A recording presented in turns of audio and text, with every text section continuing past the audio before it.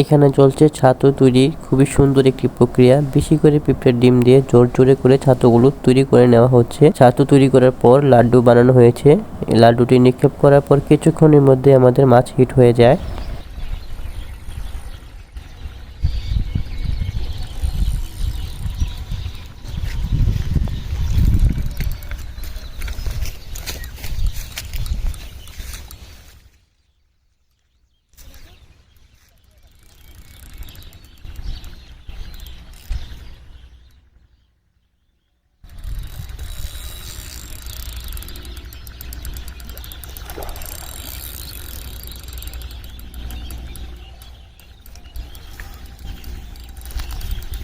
দাঁড়ান এমন হয় নাই, আর পানি খায় না। হ্যাঁ পানি খাইতেছে, এমন খায় নাই। আমি কইলে উঠেন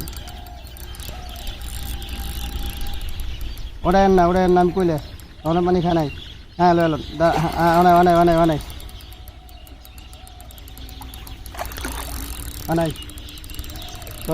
লয়ে এলন